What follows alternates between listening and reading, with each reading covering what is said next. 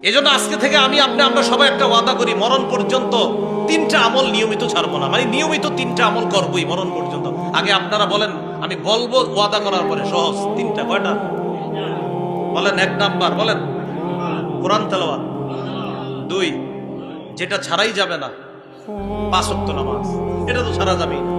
তাহলে এক নাম্বার তিলাওয়াতুল কোরআন, আর দুই নাম্বারটা এইভাবে বলবেন যে যেটা ছাড়ার সুযোগ নাই সেটা হলো কি নামাজ। তিন নাম্বার বলেন সাধ্য অনুযায়ী দান সদকা। আপনার 2 টাকার সামর্থ্য, আপনি 2 টাকায় সদকা করেন।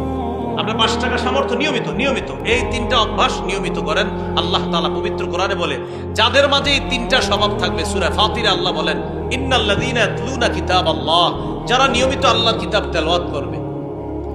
ইয়াতলুনা কিতাবাল্লাহ ওয়া আকামুস সালাহ, 2 নাম্বার যারা নিয়মিত নামাজ কায়েম করবে।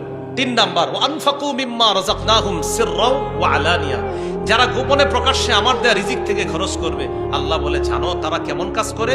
ইয়ারজুনা তিজারাতাল লান তাবুর, তারা এমন এক ব্যবসার আশা করে আমি আল্লাহর কাছে, যে ব্যবসায় কখনো লস নাই, শুধু লাভ আর লাভ। তাহলে আল্লাহর সাথে এটা ব্যবসা। সুবহানাল্লাহ। নিয়মিত কোরআন তেলাওয়াত, নিয়মিত 5 ওয়াক্ত নামাজ, নিয়মিত কিছু দান সদকা, এই অভ্যাসটা নিয়মিত করার চেষ্টা করেন। আপনি যতটুকু পারেন নিয়মিত দান সদকা প্রতিদিন করেন। 5 টাকা, 2 টাকা, 10 টাকা, যার যা সামর্থ্য। আল্লাহ তৌফিক দান।